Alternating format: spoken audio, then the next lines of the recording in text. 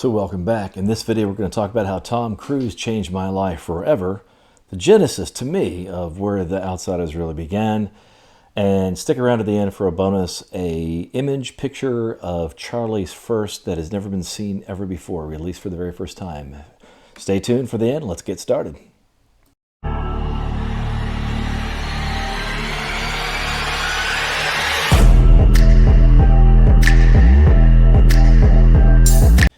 In my first video, I talked about growing up with the stars, Charlie Sheen, Rob Lowe, Chad Lowe, Chris Penn, Emilio Estevez, how Tom Cruise affected my life, which is what this video is going to be about, what happened, why, and where, how I believe that night was also the night that changed me forever, I know, and I believe also was the night that the genesis of the birth of The Outsiders really happened, an untold story that you're going to hear today.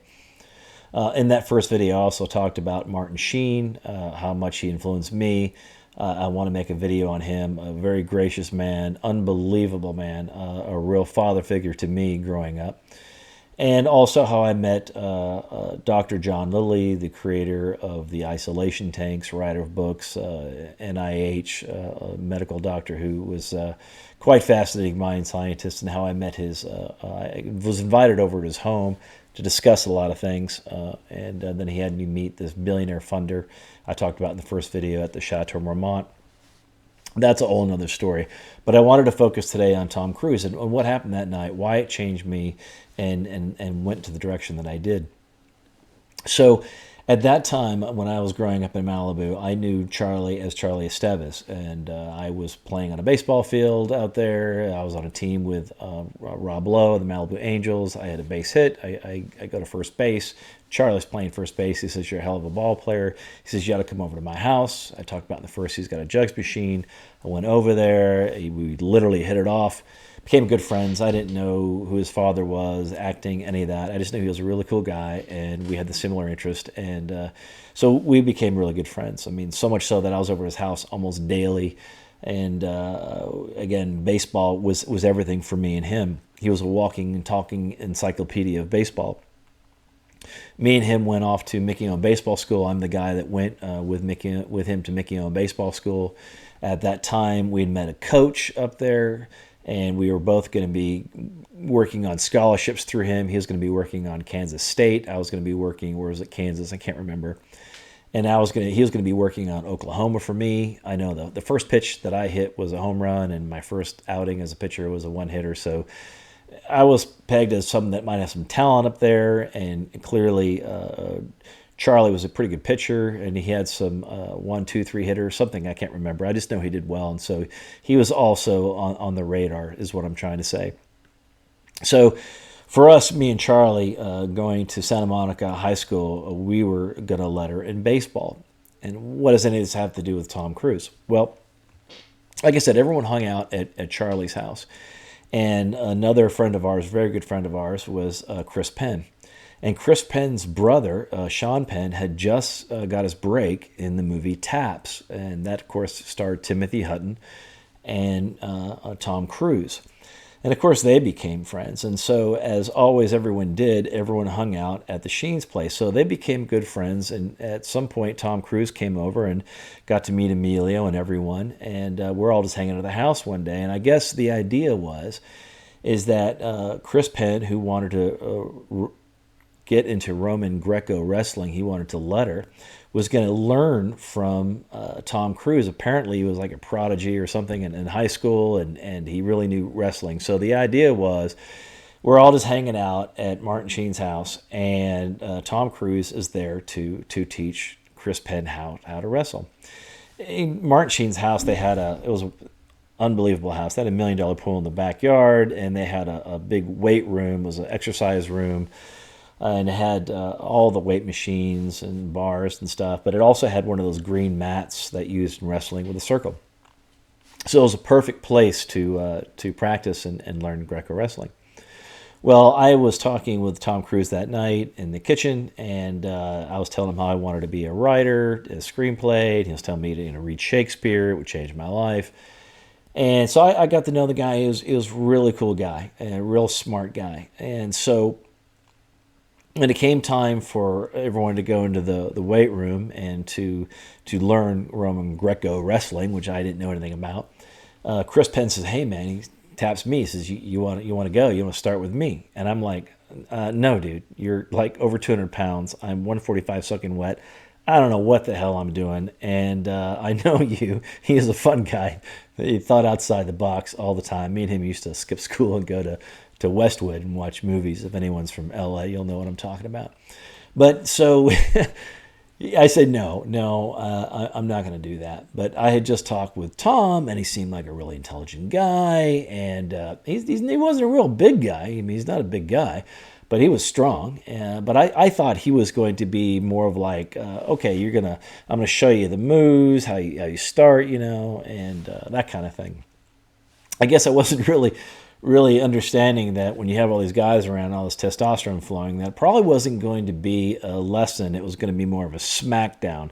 So he says, yeah, okay. So he shows me the arms on the shoulders and stuff like that, and head to head, and I think they said go, and I think in less than a half a second he had me on the ground on my stomach, and he took my leg and he bent it back to my back, I guess to pin me. I guess that's a move. But what happened is my knee broke, and or at least something, the cartilage inside broke, and it literally locked the hinge, so where my knee could not come off my back. It was literally locked. And so I had to go to the ER and ended up having to have surgery. Lucky for me, the surgeon that I got was the Olympic ski team surgeon. And so that worked well for me because he did a good job. But clearly, that night absolutely destroyed any hope and dreams to ever become anything in baseball. So my dreams were shattered that night. And I don't think you ever said, "I'm sorry, man," but you could do that now. I think you said that anyone's ever you've touched in your life has always been made better. But I got to tell you, I had some really, really hard times after that night, which we're going to talk about here in a minute. But I also wanted to talk about how that night, of course, Rob Lowe is there, and Tom Cruise is there, and Emilio is there, and Chris Penn is there. And this was the time when Tom Cruise was having auditions with Francis Ford Coppola with The Outsiders. And who did Tom Cruise get to have auditions for The Outsiders? But Rob Lowe for Soda Pop, right? And Emilio. And if you look at this genesis of this night, because they all became friends. I mean, obviously they had a rapport that they got along, so it was just a perfect fit.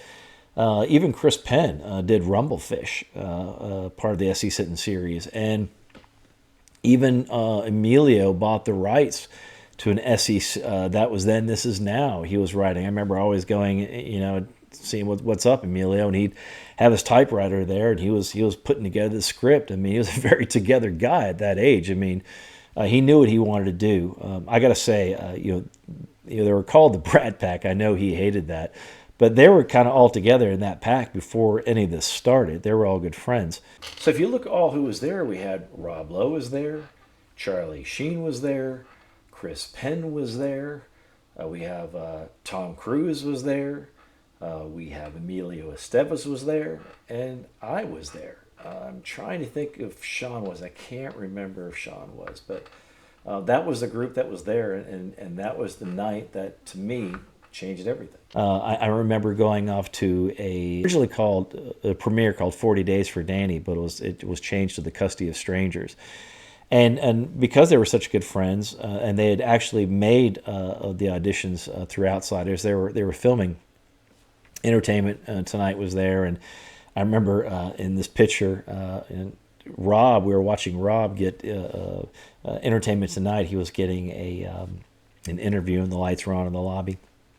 And Tom says, "Watch this," and he flips up his collar in that picture, and he says, "I'm going to go bum a cigarette," because he was getting all the attention, I think, and he went in there and busted it. So And you can see in this picture how much fun they were having. So that was really, to me, the genesis of what transpired for their futures.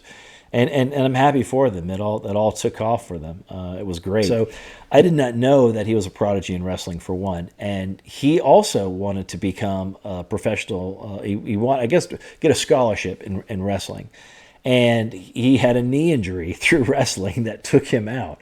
Again, I didn't know that, so I thought that was ironic. He gives me an injury and knocks me out of my dreams and scholarship. I also found out that that's where he took out his aggression. So I guess he was this really good wrestler. Had I known that, I would not have chosen Tom to wrestle that night. I would have said gladly, I'll take the big guy, but I did not know that he was a wrestler. So he clearly took out his aggression again on me that night, and was clearly showing off to all the guys. Unfortunately, it came at my expense. So the idea here was that night changed everybody. It changed them, I think. It put them on it catapulted them through the movie Outsiders. Of course, that was the touchstone of a generation. Again, it sent them in all kind of directions throughout their movie careers, and happy for them, especially Tom. Tom, of course, became the superstar, and Charlie. Now, I did see Charlie a few years back at, I think it was that Torpedo tour or something in Chicago. That's a whole nother video. That was interesting story, but I won't go into that now because I wanted to do this is getting long. I wanted to finish this up with the promise that I made. And the first that I would give out a Charlie's first, and that first it's not his car, although that was his. He had a BMW 320i S Silver Edition, Blaupunk stereo, sheepskins, a manual transmission that he couldn't even drive at the time. I was his driver. I drove his car for him. Had some fun stories there of things that happened in places we went. But I digress. So I talked about this first that Charlie had, that I have of Charlie, and it's not his car. It's the picture of his first daughter, Cassandra Jade Estevez. I knew his first girlfriend, Paula Prophet, and when I looked on the web, I only found this one picture of Cassandra. And I'm sure there's more that they have in the family, and I know they want to keep their lives private. And you're probably asking, why am I putting this out there? It's because I've tried to get this picture to them for years. That's another video in itself. Like I said, I tried to get it to him in Chicago, but again, that's a whole different thing. But in this picture, I'm going to go ahead and share this with you now. No one's ever seen this picture ever before. I took this picture. It was a get-together that Paula had invited me to, and she brought Cassandra out to the front and in the grass, and I got to meet Cassandra, and I took a picture of her, and this is the picture that I took. It's old, yes, and it probably needs a little AI, a little Photoshop, but I thought she looked so angelic. And the idea here is that I would like to try to get it to her. I've tried to give it to the Sheens. I've tried to give it to Charlie. It's very difficult. Those are different stories. I remember meeting Emilio outside his gate, and I don't know, I don't know. I guess he didn't know who I was or something. I don't know.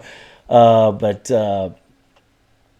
here's the picture, and if anyone can get this to them, that'd be great. I really believe that Cassandra deserves to have this, or even the Sheens deserve to have this. Like I said, it's part of their family. I do miss them. I would love for them to have this. So if anyone has the opportunity to get this to them, that's great.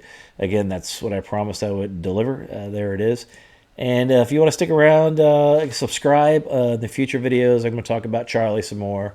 Some of the things we did, but I'll probably go into what happened with John Lilly, and also I want to do one on a good brother in Christ, great brother in Christ, Alan Fisher, because the path after Tom Cruise, I was really searching. I talked about it in the first one, and if it wasn't for meeting Alan Fisher and him leading me to read the Bible, of course, I was one of those guys that thought, of course I know about the Bible. Yes, I had all these derogatory beliefs towards it, but I had never read it. And when I read it, it changed my life. So thank you, Alan, for that. And I'd like to do a video on how we met and what transpired after that, me getting saved. So anyway, with all that said, here's the picture if you can get it out. I appreciate it. If you can, subscribe, and that'll tell me that you'd like to hear more of these stories. Have a good day.